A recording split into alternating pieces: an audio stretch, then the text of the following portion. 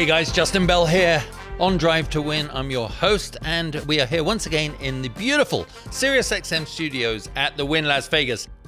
But yes, it is time finally for Ultimate Race Week. Seems like I've been saying that for 22 shows so far, which is actually technically correct. But of course, the build-up to November here in Las Vegas has been pretty fun, frantic, and, well, actually very fulfilling, because the story arcs of Formula One this season, I don't think we could have predicted them as we kicked off all the way back so many months ago. Well, of course, the circus is in town. The circus is in town in every way. You think of Las Vegas as the home of entertainment. Of course you do. But when Formula One rolls around, it goes to another level. Well, my guest this week in studio, sitting right there in a little bit, is our very own Ruth Buscombe. You know her from F1TV, and she's a regular on the show. I just can't wait to dig into everything that's going on with her. There's so much to discuss, which is why I'm going to leave most of my thoughts and my brilliant thoughts till she gets here, because I have so much to discuss with her. Because this event is proving to be pivotal in many ways, not only because of the type of track, not only because of the three drivers going for the championship, but also because with Las Vegas, there are so many variables thrown into it. Well, the win right now, we call it Ultimate Race Week because it really is. I arrived yesterday and the place is transforming into its very own version of an F1 paradise.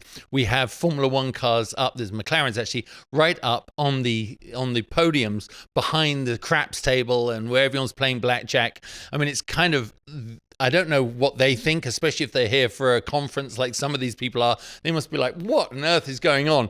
But it is so impressive to see how everybody here at the Wynn really does gravitate to making this place the epicenter of Formula One here in Las Vegas. And remember, it really is. It was the first big Las Vegas casino to commit to Formula One, and Brian Gullbrandts, our COO, was very instrumental in helping Formula One understand the possibilities here of being on the streets of Las Vegas. So no wonder everybody walks right past our studio on the way to the coaches to go to the Grand Prix. So I feel pretty special that we're going to be having that. Well, it's not just Formula One cars. It's Mercedes supercars. I mean, you see all these amazing vehicles. You've got the Ante McLaren. It's a three-wheel version of the original 95 McLaren that I drove at Le Mans. That's out on display here. I mean, it's really quite special. And of course, it's not just the cars and the OEMs, as we call them, the manufacturers and the teams activating. It's the drivers. We got Lando Norris literally right next door. He has a pop-up there, which is pretty cool for all his clothing. Some dubious artwork, but it's if you're a Lando Norris fan, then that's the place to stop. I just saw Lewis Hamilton not long ago actually doing a photo shoot for his own clothing brand, and you know, it just made me think, or made me appreciate watching him work. And he's obviously creative director for his own clothing brand, and just seeing his sense of self, his command under the lights in our Awakening Theatre doing this photo shoot. I was very jealous I didn't have my camera, but I was told I'm not allowed to have a camera in there. But just seeing him commanding the space, and that is a man who knows how to show his best side to the cameras. And as I've said on the show before, remember this moment, because he is going to transcend our sport. He's going to, when he finishes getting out of a race car all sweaty and dirty and having been in the environment that he's been since he was a kid and knows nothing else, once he finishes racing, he's just going to go on to be a global, even more of a global superstar. So mark my words, enjoy the moments while we see him out there. Well, of course, Vegas Under the Lights does bring out some pretty cool liveries, and we have Williams, Kick Sauber, and Racing Bulls. They've got some cool new liveries. You should check them out online. They look wonderful. And of course, the drivers also really do, a bit like they do on the streets of Singapore. That was the first race that ever was held under the lights. They understand that if they bring the right helmets with the right designs, the right sponsor logos on the car, they can make them come alive, Las Vegas style, under the lights down the strip. I think, though, in between all the showbiz and all the color and the glamour, there's tension in the air.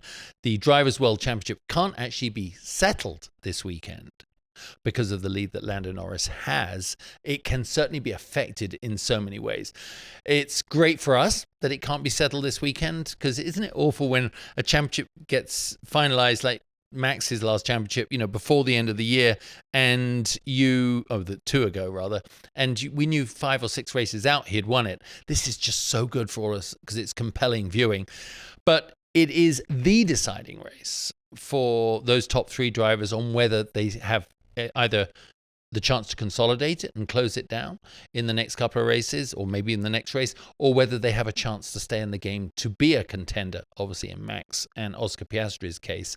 And an interesting thought as well is 6 different drivers have actually been on the podium in the first 2 races we've ever had here at the streets of Las Vegas. And that shows that this place brings out the best in some, maybe more than others, but it is also a place where you can rise to the occasion on this weekend and your car might just fit within the window.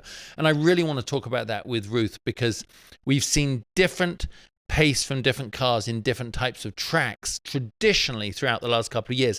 But when it comes to this year, there are teams that are excelling in each, or actually alternatively not excelling, but they're finding themselves having the ability to do better than they thought in all types of track, whether it's the traditional fast sweeping tracks like a Spa, like a Silverstone, or the tight twisty tracks that we've seen, like coming into Las Vegas. So we're going to have definitely a very different mix coming in here. I'm pretty excited about it.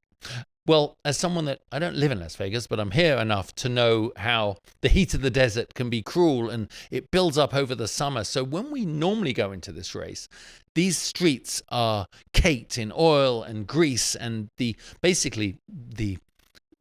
refuse of tourists, if you want to say, and the industry that normally lives here, the street, going down the Las Vegas Strip. But now we've had rain for over a week and the desert is transformed when that happens. You'd think that it would sink into the ground straight away, but it doesn't. It floods terribly here.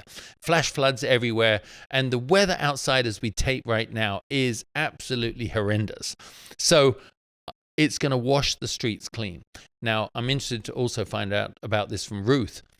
Normally, you would come here building, and I'm sure into your algorithm and strategy and tire analysis and setup analysis, including the track surface and sort of the oily conditions. But as it's all being washed away, what will that mean for their setup going out there? Will it be clean? It'll definitely be cleaner than they expected. So let's see. It could be really kind of fun, but definitely put a lot of pressure on them.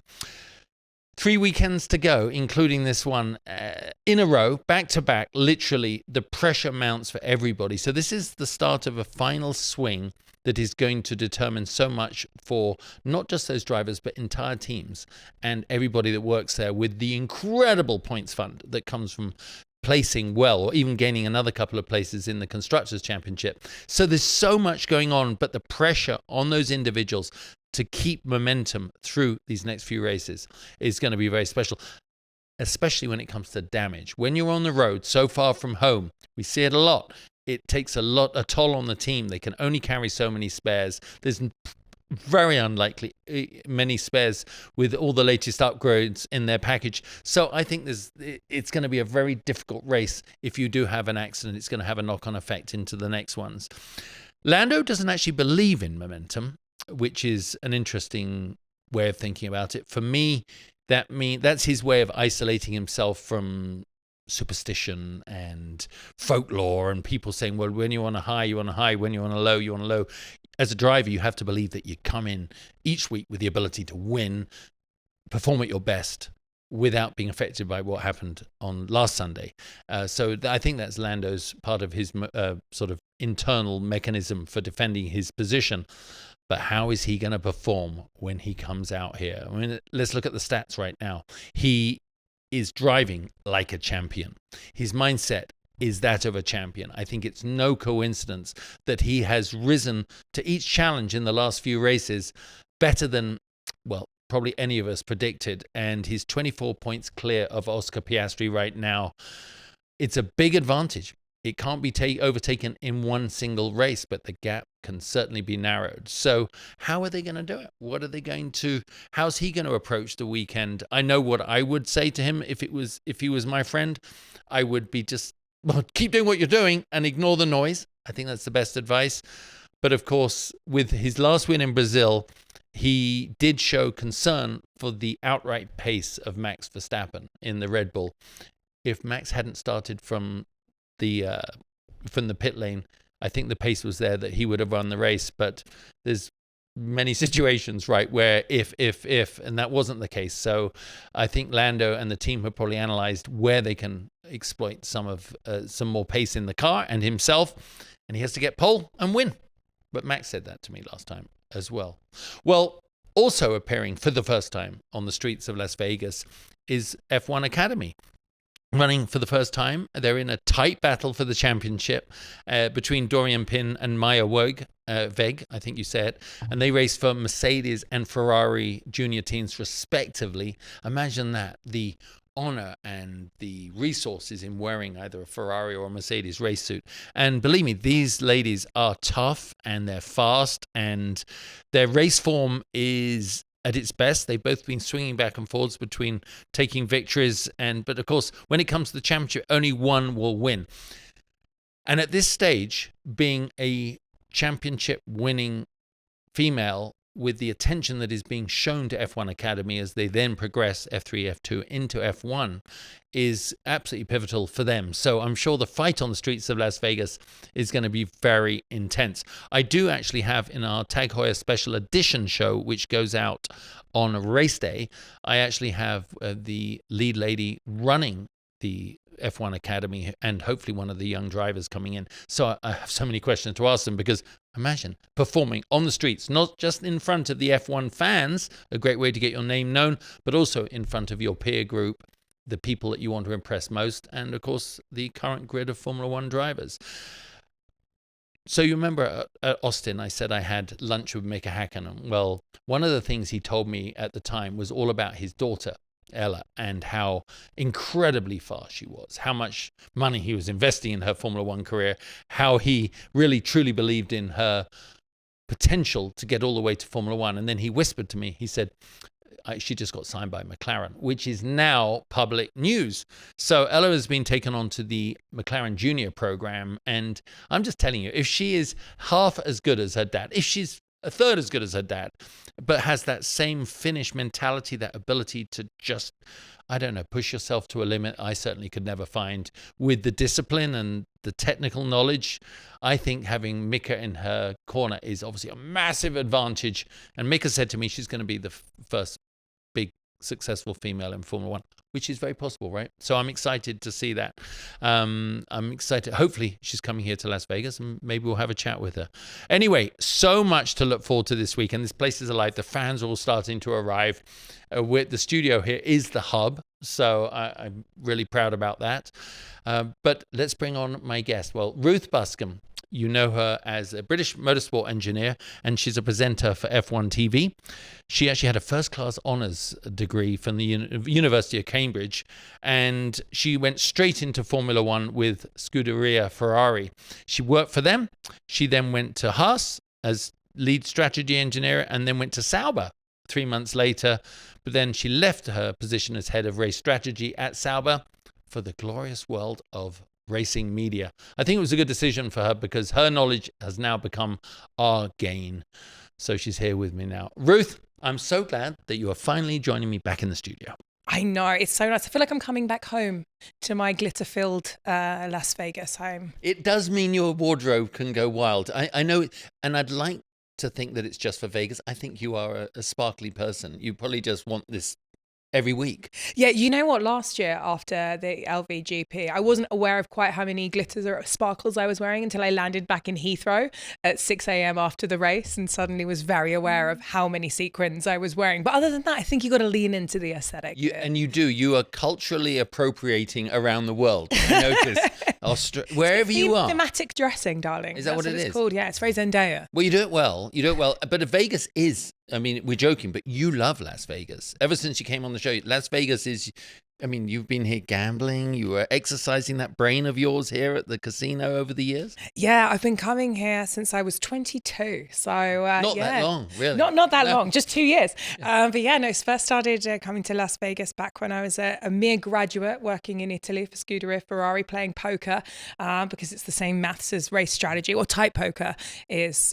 So I fell in love with Las Vegas many, many moons ago. I like to think that I was part of the influential group that was in Stefano Domenicali's ear in 2013. He was my team principal at Ferrari, saying that it'd be great if we could have a race in Las Vegas. Obviously, we had 2 championships decided in the 80s in Caesar Salazar car park, and so I wanted to come back here. So I was very happy, and obviously I get to have sequins as well and come visit you at the Wynn. I mean, and come and see us in the studio. It is a part of it here at the Wynn. But you're used to Vegas. You love coming here.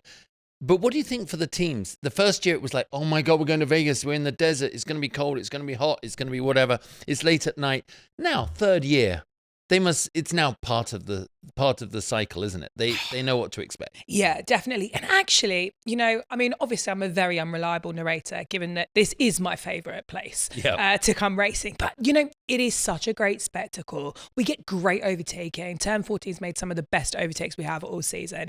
It is super convenient. You've got absolutely everything. I mean, if you stay at the Wynn, you never need to leave. It's a driver's paradise, really. You've got one of the best gyms of the year as well. And, I think everything from like racing under the lights, we've tuned the timings a bit. So it's now going to be at 8 p.m, which is a few hours earlier. The first year we had FP2 at 2:30 a.m. So I think we're getting there in terms of it. And every single time we go racing at a new racetrack, it's always about, learning on the job and making sure that we get there right. And I hope this is the best one yet. Well, I think the moving it forward is obviously great for the American audience. And we have to get up at like 4 or 5 o'clock in the morning to watch the European, the foreign races very early. So we feel that it's a little bit of justification that the rest of the world's going to have to get up for us. Yes, exactly. And we're going to enjoy it. And the other thing is, when you are at some of these other tracks, there's no social life to be had afterwards. You're in Vegas. I mean, half the sponsors, everyone coming here, I'm sure it's not just social, but also economically driven to make it earlier, because they've got the sponsors, the activations. You finish at midnight. There's not a lot else to do. Whereas all the casinos, they want people to come back and play. Yeah, exactly. My first year here, back when I was with Alfa Romeo in 2023, we were finishing 7 or 8 a.m. in the morning when it was bright lights. So you're walking back in sunglasses. And you see a very interesting demographic of people around that time. Obviously, a lot of them wanted stash off of you. And you're like, no, you do not want this. I've been there all night. So it's been getting earlier and earlier, which is a great thing to have. And I think, having it a little bit earlier, it makes it a really different challenge for the teams and for the drivers as well, because the jet lag management for this race is super interesting, because actually the first few years you would almost treat it like you were going to Australia. Because it's so far west, it almost comes the other way around, because it was a night race in Vegas, so plus 8 hours from GMT. And actually, it's been a really unique challenge for a lot of drivers. I'm not going to dob in which driver, but I did see a driver in the gym at the Wynn very early last year before the qualifying day. And I mentioned to his team principal, who was also staying at the Wynn, that potentially he shouldn't be up exercising that early. And then he did actually crash. Okay. We could, by process of elimination, work this one out. That's funny. Coming into the race this year, third year for for 70% of the grid, their third year, and the rookies obviously wide open coming here. What's different about this year, though, and not just the time, but coming to Las Vegas the third year, talk about the amount of data they have. They always talk about lack of data points on the first couple of years.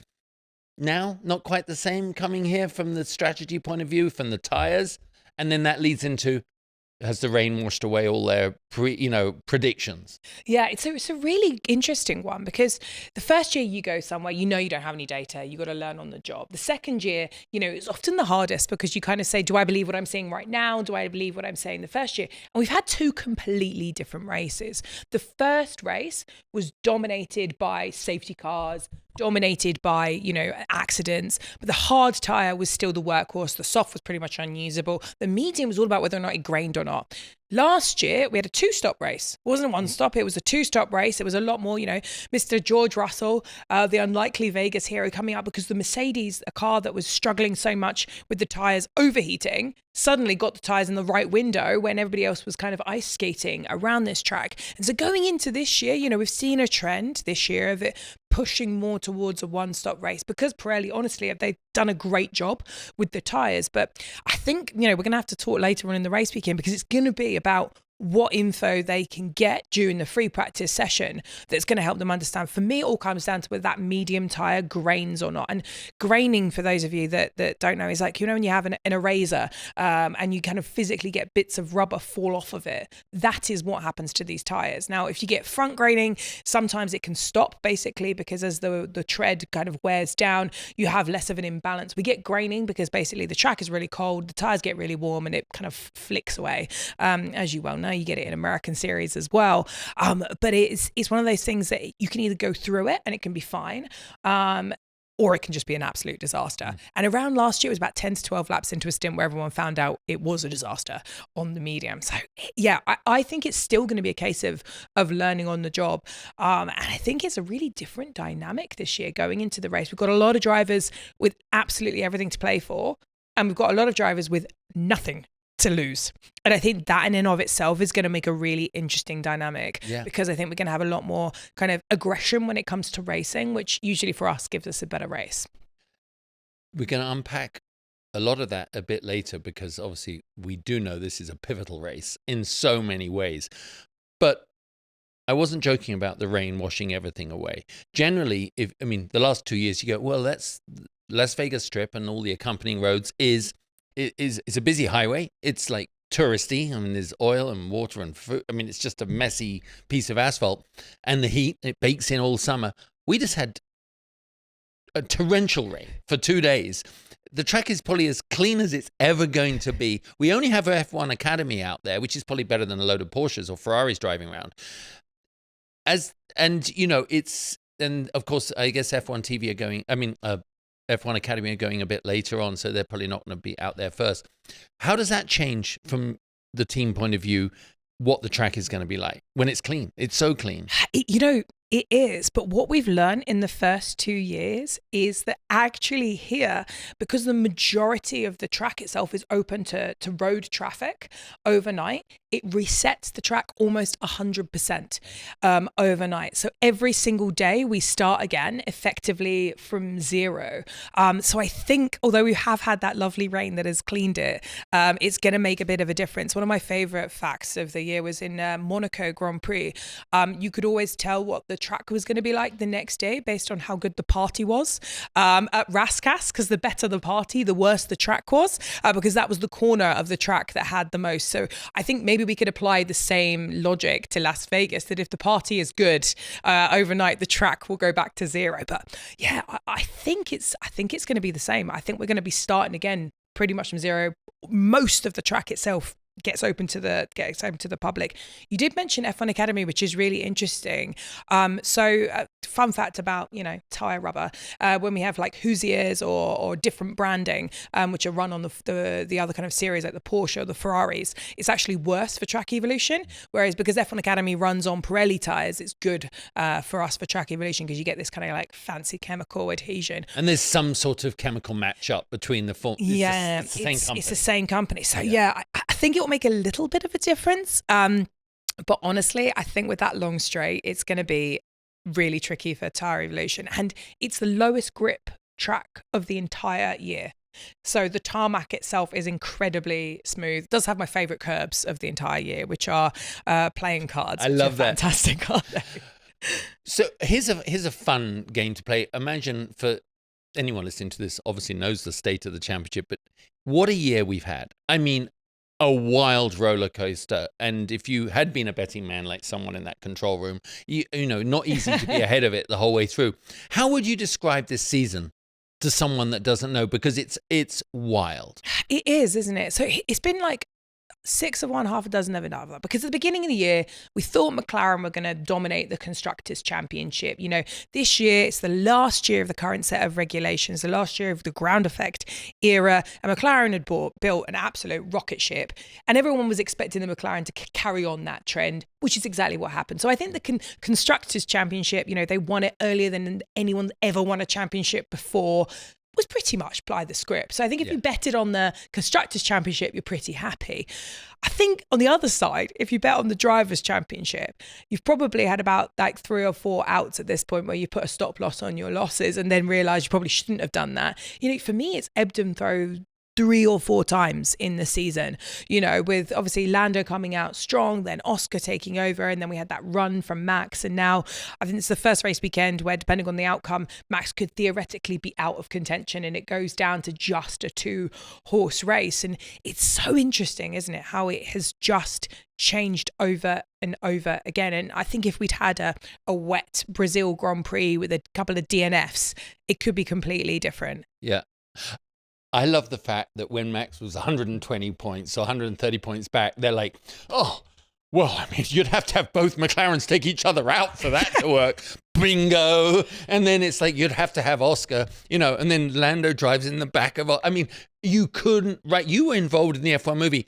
Some of this stuff they would have thrown out and said, okay, you're just being ridiculous now. They're never going to do that. It'll be in the sequel that we'll hope we get to make. Yeah. But yeah, no, you're right. It's so interesting, isn't it, when you look at all these great championship battles. I remember 2012 when I was back at Scuderia Ferrari. We had Fernando Alonso who was leading the Drivers' Championship. And you calculate that we could come second to Sebastian Vettel every single race and we'd still win the championship by 3 points. 2 DNFs in a row. Thanks to almost impossible. And then suddenly, they put this amazing package on the car in Singapore. And the championship then, we only had 5 laps in Brazil where we won it. And you saw, 2021, obviously, less said about that, the better. Yeah. But 2008, so many of these championships have gone down to the wire. And even now it looks like it's, Lando's to lose. But that's the point, isn't it? It's still Lando's to lose. Still to lose. Turn 1 here is vicious. Like, I think 2023, the start of the race, is a great example. Obviously, last year was a little bit more calm. But, my car, we started in the top 10, great. We were at the back by the end of lap 1 with a broken car that poor Valtteri had to cart around for the next nearly 2 hours. So I still think it's not done, and I think if you're betting right now, put it on Lando, but with a but, which makes it so exciting. Series should go down to the wire. I mean, I've got to say, I hate BOP. IMSA do a great job of manipulating it so it goes to the last race. It's kind of wild. We know that viewership falls off in every sport, right? If the Super Bowl is going to be a runaway before halftime, people just leave. So our racing, it's engaging us so well. It's almost like it's the end of this regulation cycle, which is such a pity because you're like, from a pure racer's point of view, entertainment, it could carry on like this for a few more years, but it's going to reset. We'll talk about that.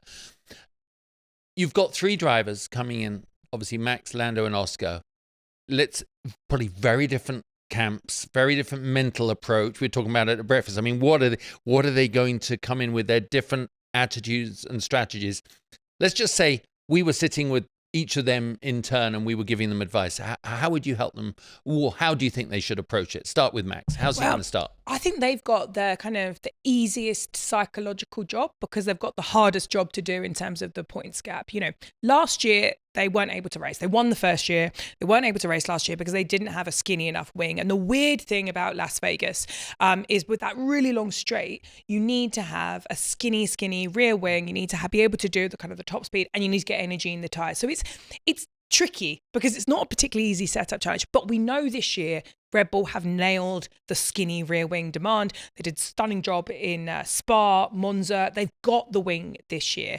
So for them, I think the big question mark is, can they get their tyres working in the same way that Mercedes were able to do last year and the way they weren't able to do last year? But I don't think that changes their approach. I think they're going to be going for gold, going for the win, because they have to. They've got absolutely nothing to lose. I think if there's any turn of the play where not just Max, but Red Bull have an opportunity to be aggressive on strategy, they will take it. I mean, I love the races where they're just, throwing the kitchen sink at it. I mean, Max, obviously, phenomenal driver, but, I think as the engineers, I've known most of them for about 15 years, and the way they just refuse to, go down, it's just, it was so annoying to race against them. It's so nice when they're your friends, when you're just right, so if the tyre that we really need is a medium, put a soft on, Yeah. I love it. And I love the fact on the last broadcast, before we get into the other 2 drivers, let's keep on Max. But I love it when Max says, "Oh, we have nothing to lose." I'm like, "Oh, geez, you don't want to be the guy in front." You don't want to be the guy in front because Tony Kanaan was my guest last week, and Tony is a Brazilian and part of the McLaren thing, and he's just like, but Max doesn't give a shit. He just doesn't. He's insulated. It's not even insulated. His mental bandwidth doesn't accommodate McLaren's feelings or papaya rules or his mates. He just is a ruthless killer, isn't he? And can you explain to us what else, their strategy for obviously out of Q1, so disastrous, weird, first time in his career or whatever. Yeah. Starting from pit lane, was it just the power plant? I mean, what did they open up there? Because that is like, we got 4 races left. Let's just go for it, right? And obviously they did enough to make a difference. Can the engine make that much of a difference, or was there more done? So I'm going to use the word infer, which is what engineers do, and we don't know the answer and we just guess. So the setup issues that they seem to have on the Friday, they've had that on these low grip tracks since this kind of like current era had come in 12 times, and they've fixed it 9 times, and they've got it wrong 3 times. So they haven't been able to like fix this like sliding issue. Now obviously that's 13.4. They didn't get it right for the qualifying session, and it, you know, I think we got a little bit of a snippet in with Max on the radio to his race engineer GP when GP said, "Oh, I'm sorry about yesterday." So for me, I think it was more to do with the setup of the car. Obviously, the power unit helps. Power units in Mexico lose 10% of their efficiency because of the altitude. He was on the end of a sequence because it didn't make sense to take a penalty, but then you get to change it for free. So I think that would have given him a bit of a oomph. But I think the reason why I was out in Q1 wasn't the power unit. It was the fact that, you know, for him, the car looked pretty undrivable. Yeah. And if it's undrivable for Max, it's undrivable for literally everybody else in the entire world.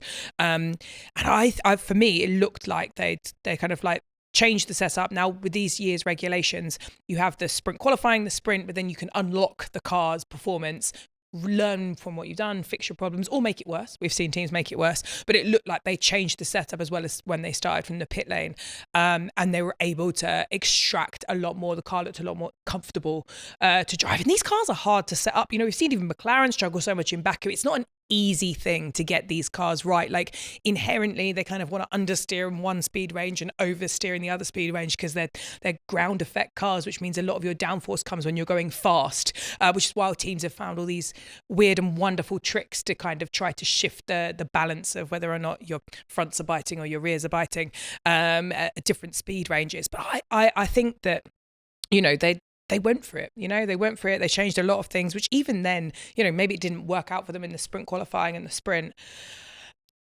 but it did work well in the race. And I think that you see this time and time again with Max, and that, you know, and with a lot of the great drivers, their ability, that the CPU they have available to fiddle with settings. And if it's, you know, we've seen stints where suddenly the last stint, Max has found the right brake balance and just shot off at a different, like, you know, rate of knots that's, you know, the same effective car, and then you can change the settings. So yeah, I don't know if ultimately it'll be looked at a missed opportunity. I think, to be honest, probably Austria, places like that are more missed opportunities. I think, you know, if you're going to dare greatly, which they obviously did with changing the setup between the sprint and the qualifying, they got it wrong, but I love that, you know. I love the fact that they just kept going, and like they refused to just go quietly into the good night of coming second in the championship, don't they? So and for him, second or third means nothing. It doesn't matter. Fourth, second, third, when you've won championships, for all of them, like you go into the Red Bull, like, you know, team, and it's Max, but it's infectious amongst every single mechanic, every single engineer. I think Lauren Mekis, I've known him for a long time, ever since he was in Toro Rosso nearly 15 years ago, and he was working with Seb. You know, he is loving it, and he empowers the people to like make it happen as well. And I think that, like, you know, it's a team that, you know, whether you like them or whether you love them, they are all going in one direction, which is we're going to give it absolute hell this championship, and we're probably going to lose, but like we need to go out fighting. And I think for Max, and, you know, I think for any driver, to know that your team has gone full send on supporting you to try to win a drivers' championship, maybe at the cost of a constructors' championship position, maybe at the cost of, you know, kind of developing something for the next season, is awesome. You know, like, I think that gives you the support as a driver to know that like your people have got your back, which I think is a huge cognitive oomph. They're like cohesively ruthless. Yeah, I love it. They're like so Slytherin, aren't they? They are Slytherin. They would be so Slytherin. That's so funny. Obviously, that's Max. Now, Oscar, a more complex one, I feel. Yeah, I never thought mid-season I would be saying he's the more complex case here, but I think he is. Yeah, me too. And I think we can't forget how, you know, young in terms of Formula One terms Oscar is in terms of his F1 career. And, you know, even if we look at greats such as Max, Schumacher, Lewis, you know, 3 years into their career, were they able to compete at the same level that, you know, they would have beaten themselves, if that makes sense, in terms of their performance? And, you know, for me, it's super interesting how his kind of relative performance compared to himself, compared to Lando, compared to Max, has dropped off at the exact same part of the season that it did last year. You know, he had the same run of great form going in, and then, you know, after kind of the Singapore part of the season, I think he only got one podium that was in Qatar, in the sprint race. That was kind of a bit overshadowed by you know, like a kind of Max with the championship. But like, you know, he had this kind of like poor run of form, and for me as an engineer, I'd really want to understand that, because if something happens once, it could just be random. But if something happens twice, you know, is it that, you know, burnout is real, you know, even if it's, you know, not burnout in the way that like I would have burnout where I just like sit on the sofa and watch Bravo for all day. You know, like maybe it's that 1 or 2% in terms of cognitive load. You know, we have a really tough season. A flyaway season is tough on drivers' bodies. It's not like, you know, racing in the States where, you know, you're going maybe 3 hours in terms of time zones. We've got like, you know, we're racing around the entire globe. We're in Singapore, and then we're in America, and then, you know, we're back to kind of, you know, Vegas, which is a night race. And I wonder if, you know, just in terms of him himself, the team around him, whether or not like actually that kind of stamina to keep performing at the same level is kind of like showing up. You know, you see a lot of the time with athletes, their ability to like make a full season run, make a playoff run, you know, like you see QBs that are amazing at the beginning of the season, and then like, you know, injuries start to creep in. Maybe he's the Burrow of... But also looking in your mirror, when you're leading, there is something very weird psychologically about leading. I'm in the lead of the championship, and then it was just minimizing a little bit every week after. It changes your mental approach. I think it's very hard to be the hunted, right? Yeah. And maybe that was just too early on in his career. Maybe Lando's played it perfectly. Like at Indy, you never want to be leading with 3 laps to go at the Indy 500. You will lose if a car's behind. Oh, dear. I'm right? Get flashbacks. You've done that. You're going to get flashbacks. My poor little Pato getting overtaken. But you know that. It's an inevitable thing. And almost in a championship, I don't believe Max would have dropped. You know, when Max is in the lead, he does not get affected by the same things. But that immaturity, meant in the nicest way, of Oscar, it's like he's got all the ingredients, but the cookie's not fully baked yet. And I think it's... Yeah, and I think certainly winning your first championship. But, you know, one thing that I think is really interesting is how different drivers deal with it. Because, you know, I truly believe if you hooked Lewis Hamilton up to a lie detector test in 2018, 19, 2020, when, you know, he had the fastest car, he was performing at, you know, a very consistent level, you know, most of us would say he was a shoo-in for world championship every year, and that, you know, I don't think you get particularly good betting odds on him. If you went and spoke to him, he would tell you he doesn't have the fastest car, he's the underdog. And the way that he would rephrase it in his mind is that he would like put himself as the underdog. You know, they always used to run extra fuel in FP3 to the order of maybe up to 20 kilograms more than their competitors. And we could see this because the performance would always jump between FP3 and qualifying, which was something that Lewis himself, you know, pushed for, because he didn't want to go in with a massive advantage that was then taken away. He always liked to have that extra bit of oomph psychologically. And, you know, obviously worked for him, won a lot of championships. And so, like, I think it's really interesting how different drivers take, whether or not they're leading or not leading. You know, I know, like with Max, you can see in the media, they came out and said, you know, they reframed something like 2023 from being like, can we win this championship, to can we break every single record?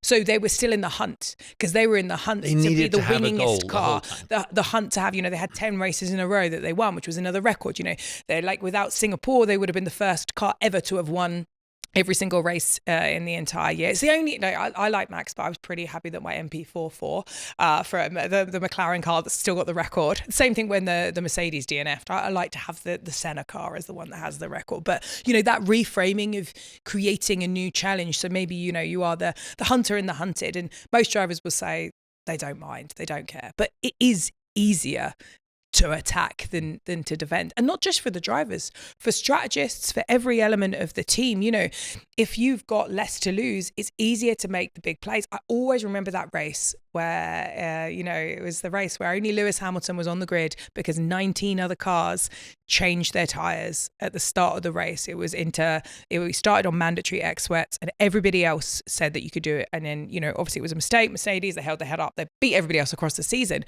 but it was boxing out of the lead.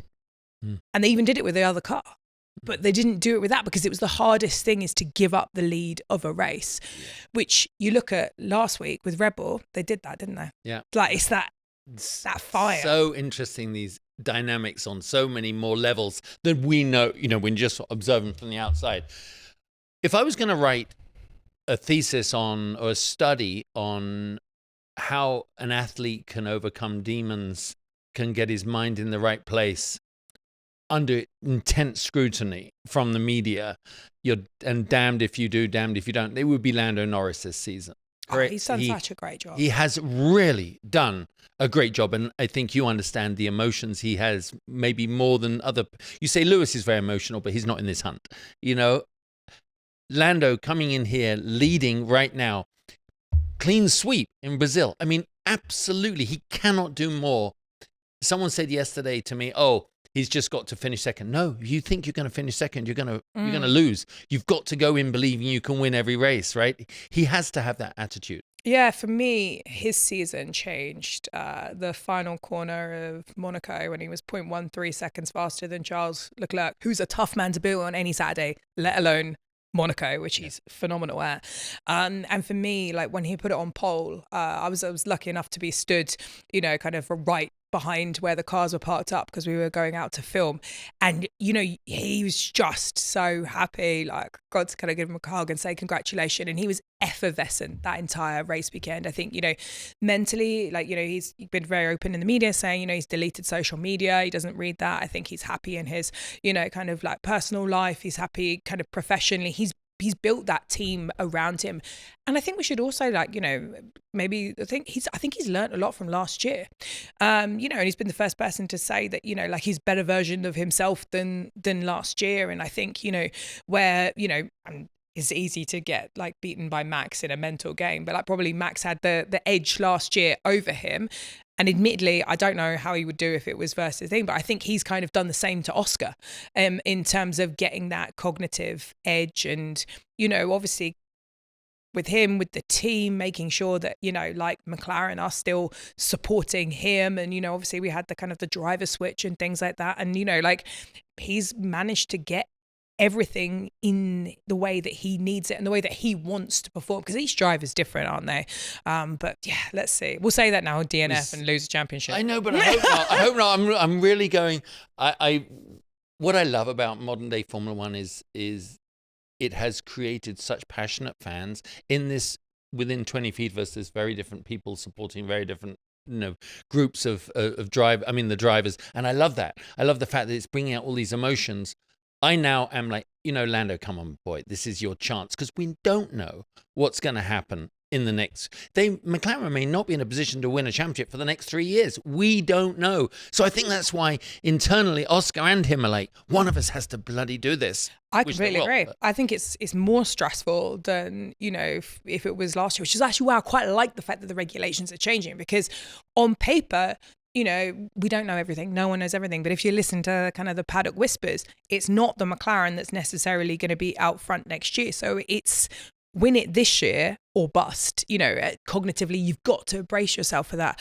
And, you know, I think the Brazil weekend was very special. The way that he executed, obviously, you know, even the way to the point that in his own moment, whilst he's celebrating, you know, dedicating his win to our good friend Gilles. Yeah. You know, it's that level of like, you know, being on top of your game to make sure that you know that you're there and you've got that extra capacity to do everything else.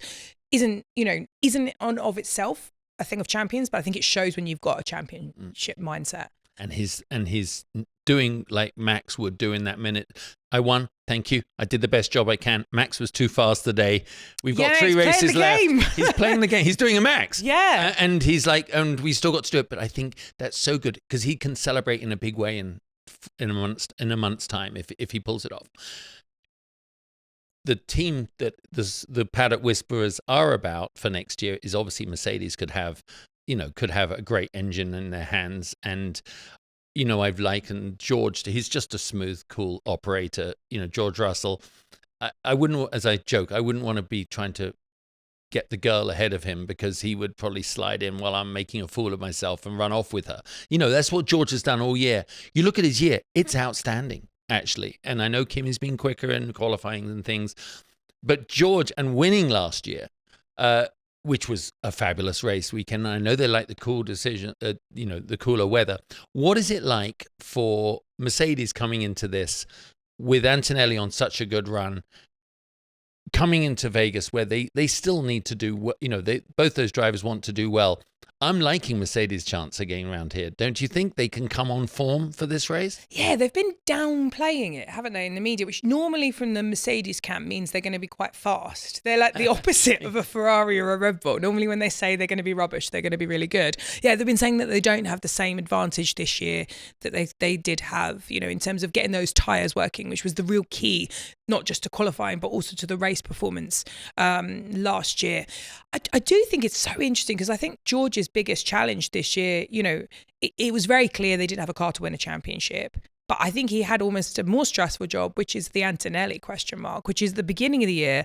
There was a lot of whispers about the fact that George would be the boy that would be king. He waited for years in Williams to get the call up to Mercedes, gets the call up to Mercedes at the exact year, 2022, when the performance of the car starts to dwindle. And then, obviously he's been there and they've not had a car that could win the championship. Next year is the year that potentially is. And then we've got this question mark of, is Max Verstappen going to take my seat because I'm going to lose out to Antonelli in this kind of battle? Obviously, the way the cards have fallen, they've both stayed. Max has decided not to move, which I think is indicative of itself that no one knows who's going to be the fastest car next year. But I think he's done a really good job staving off the pressure from Antonelli, and almost once that's over, you've seen him relax and perform really well. I think, obviously he wasn't particularly well in Baku and even in Singapore, and he did a really, really good job there. And I think, he's just so solid, and I'd love to see a Max versus a George, because I think they're such different styles of racing. I think if you put them in two similar cars, on paper you would say Max is going to kind of obliterate him on form that we've seen so far, but I'd love to see George get really into more wheel to wheel racing. We know he's really fast over one time lap. He had the nickname Mr. Saturday. He's typically, the races he's done really well at are the ones where he can get out in front and then just hammer it in clear air, right? I'd love to see him, go wheel to wheel and see if we can see that extra step up in terms of the racecraft, as they call it. It's what you're saying is you feel that we haven't seen all that George has to offer. I agree. To see, yeah. I'd like to think that, right? Because he's a nice guy. But he's got a steely edge. He wasn't afraid to stand up to Max, in the off track, when they had a little bit of head to head. So I think there's more there. I think you're right. I'm interested to see, because on paper you'd say Max is going to still obliterate him, every time they go wheel to wheel. But it would be interesting to see how this new, George 2.0 handles it, especially if he's got a fast car next year. Especially if he's got a fast teammate who is in his infancy. I mean, my daughter's 18 and a half. Kim is 19 and a bit. I just can't imagine what the pressures he's going through. And, I know he was promoted a little ahead of time because of the way it felt. And they've given him patience and everything. And he's bloody quick, isn't he? So, there's a lot more. But he's not my main story arc. He's not one of my story arcs yet, because I think he's going to disrupt through his pace. But he's not a full-time player in the championship rollout, I don't think. Yeah, and I think patience is a lot easier to give when you don't have a championship on the line. And I think that's the true test, right? Is how do you perform when there's a Constructors' Championship, which we know is very important for Mercedes, and how is there a potential Drivers' Championship on the line? Because we've seen many a brilliant driver that's performed exceptionally well. I think Daniel Ricciardo is a great example. 2014, Daniel Ricciardo was arguably the best driver that entire season, never won a championship, failed against and Max his ultimately. Career unraveled from there in a way, isn't it? Yeah. Funny, you have a pivotal moment. I'm going to talk about, this is funny, it's like me trying to talk about one of your family members, because I know it always brings up a different reaction from you. Ferrari.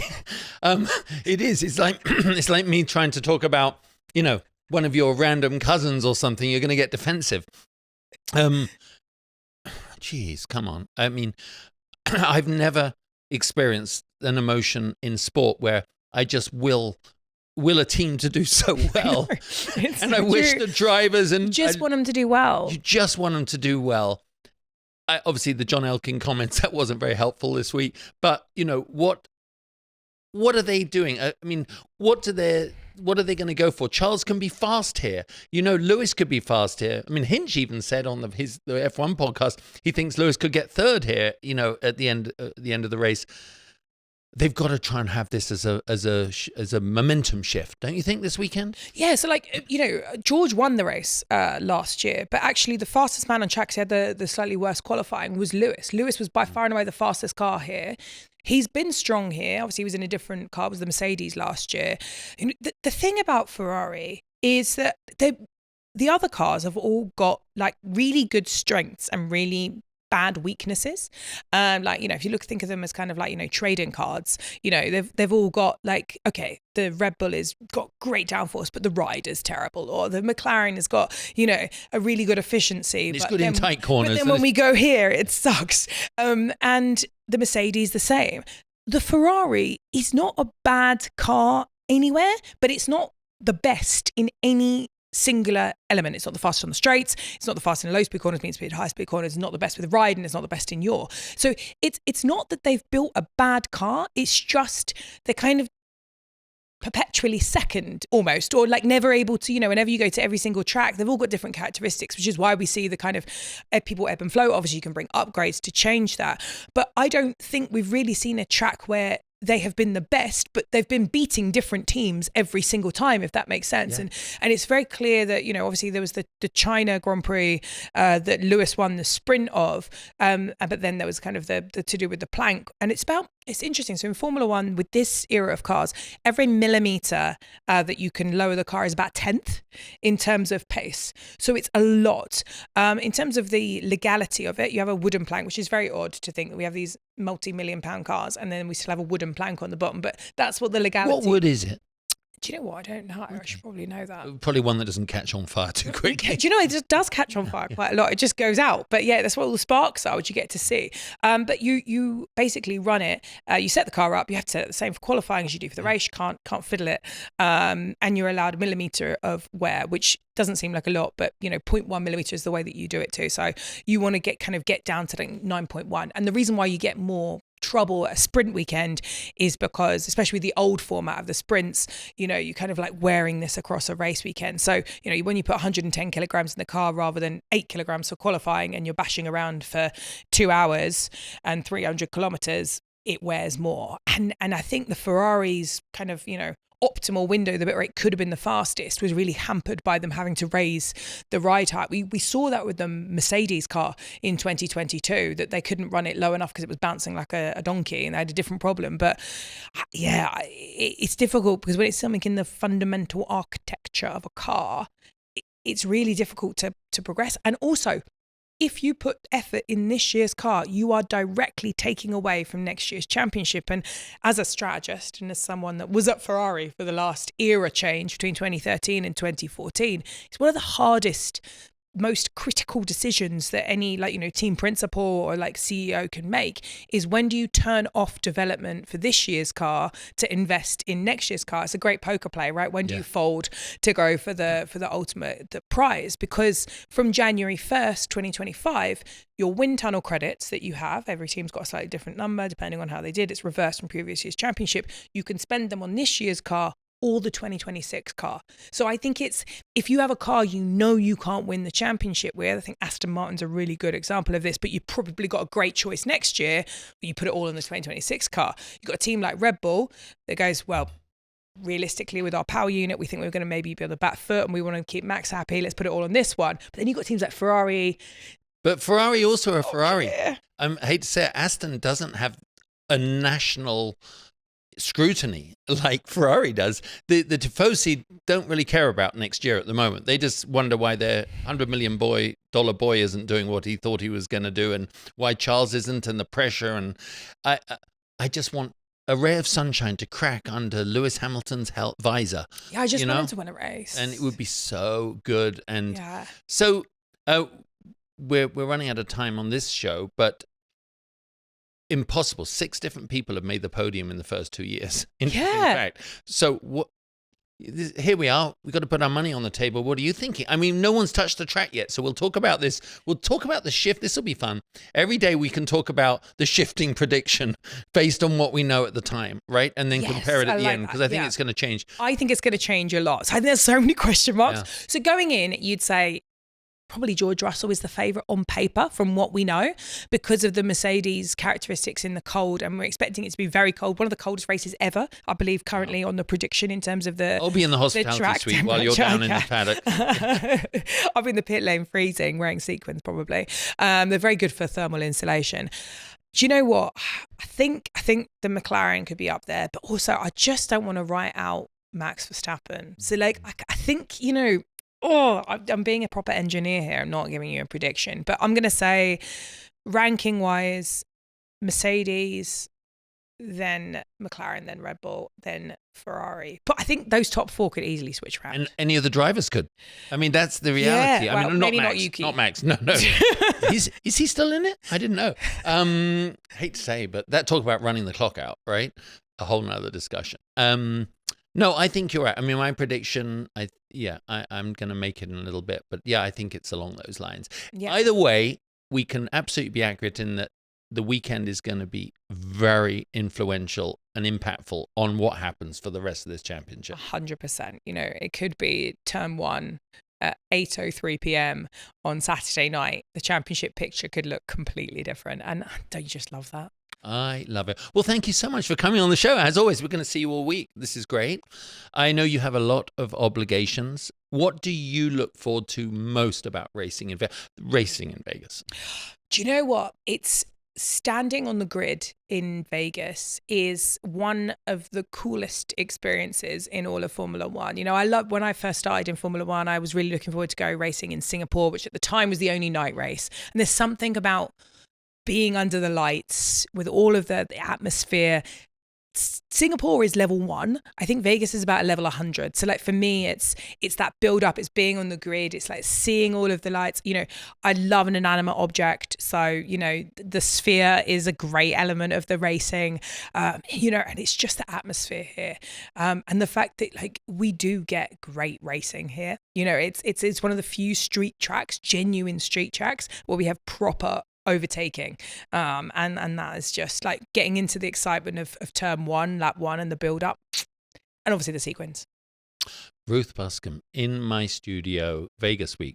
It's the perfect start to a weekend. Thank you, Ruth. It's been so fun. Thank you for having me. Let's go racing. Exactly. Well, as always, a huge thank you to Ruth for coming on the show, especially in person with such a busy Formula One TV week ahead of her. It's very difficult, isn't it, sitting here right now, especially with everything we just learned from Ruth on how to predict form going into this weekend.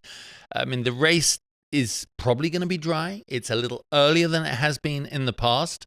It's a couple of hours earlier. Temperatures, well, the desert, it plays, tricks with us all, but technically it should be a little warmer than it was in the couple of years past, but you just don't know. And the amount of data that they have is only 2 races, very different races with different conditions for them to go off. So I'm sure the challenge will be real. And here at Las Vegas, we can only do what you can do. Once you're inside the casino, you're in a cocoon of Formula One festival right now. It really does feel it. And as I said, everybody has to walk past our studio on the way to on the buses. So I'll be attending all sorts of events. There's a lot going on here this weekend, whether it's McLaren. They've got the most incredible liveried 750 S, which is all done in a special Las Vegas tribute paint scheme. And that's going actually on the track on Thursday night, which will be incredible, leading a whole load of McLaren owners around. Just imagine what that'll feel like to them being on the same racetrack as Norris and Piastri. I think that's pretty cool. We also, as I said, hopefully people are going to be coming here into the studio. The studio is being used a lot over the weekend, and I think 12 of the top drivers are staying right here in the Wynn. So this is the place to be. Well, normally at this point, I predict what my top 3 will be.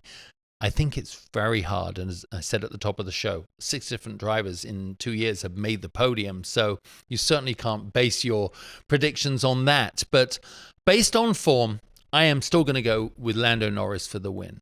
He's driving like a champ. He has the pace, he has the confidence, he has the inner resolve. And also, you know, you say when someone's running in second as the hunter, you often say that they have the advantage because there's something just more reassuring about chasing rather than being followed.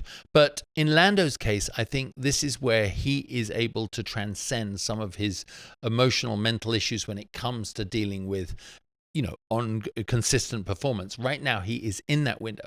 He's totally set up. So I think his goal, as we know, I mean, everyone's goal, get on pole and have a great strategy, manage your tires and get to the end and win the race. I think he's capable of it. 4 races ago, I wouldn't have said that, but right now I really do see that. I think second place will be George Russell. I know that I always say he's the guy that sneaks in and performs. Antonelli has been outperforming him in qualifying for quite a while, but George knows how to bring it together in the race, and he is good on this track. And he won last year. He has the confidence, and also that car seems to work in the cooler conditions. So let's see. As I mentioned, it's not going according to the form book in every way for these cars. They all seem to be performing pretty well everywhere, but he's a winner and the car likes the cold. So it would be great to see him up there in second. So I'm saying Lando, then I'm saying George Russell, and third, I'm going to go with Max because he's just Max. He's relentless, and he does have that new powertrain. I know they changed a lot on the car to start him from the pit lane. Obviously, we saw that in Brazil going all the way through. I think he just doesn't care. I mean, he honestly doesn't. And we heard that last weekend from Tony Kanaan on last week's show when he said he just doesn't give a damn. And I think that's going to benefit him well here. What does he care if he gets in between Lando or Oscar? He does not care about their championship. He has no favors to play. So I think you're going to find Max, maybe not in practice and qualifying, but as always, he will make it in the race. You could say, why not Ferrari? Well, it's a weird statistic because obviously in Austin, they were 3rd and 4th, and Charles has been on the podium the last 2 races. Lewis was right up there in 4th. If, for the grace of God, they might have had a better result than that, but in reality, that pace is around that position. But is it Ferrari's time to shine? Will Charles Leclerc get up there on the podium? To be honest, I think it could be Charles or Lewis if they had the right race situation unfold for them with no disasters like being hit by other cars and things like that. But so I'm going to stick to my top 3 prediction. But the outlier for me would be one of the Ferraris poking in there. And it was funny. I was listening to James Hinchcliffe on a podcast yesterday, and he reckons that Lewis will be 3rd. That's his prediction. So wouldn't that be fun for everybody? And we all know Lewis has not forgotten how to drive. He's still a 7-time world champion.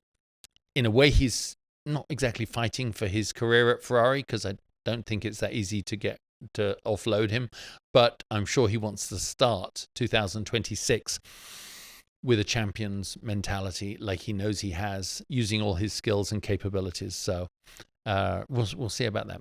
But before we go, why didn't I bring up Oscar Piastri? Because Oscar Piastri, in my book, is, if you have to go off form, he just doesn't have it right now. He'll probably prove me wrong. I hope for his sake he does, but I don't know. It's just not all gelling, and he is the only one that really knows why. And I know McLaren are saying they're going to let you race to the end. maybe this is his last chance to actually prove that. It may be the last race before, if Max is catching Lando, and let's just say he does finish in this finishing order, then I think Oscar's is going to have to start playing the bridesmaid coming into the last two races. So much going on. One of the best weekends of the racing year, Ultimate Race Week, here at the Wynn. Thank you very much to Ruth for coming on the show. Thank you to SiriusXM and the Wynn for having me. And of course, for you. It's going to be a great weekend, so stay in touch on social media. Let us know if you have any questions, any feedback. I'm here after all. You're not. So stay in touch. See you soon.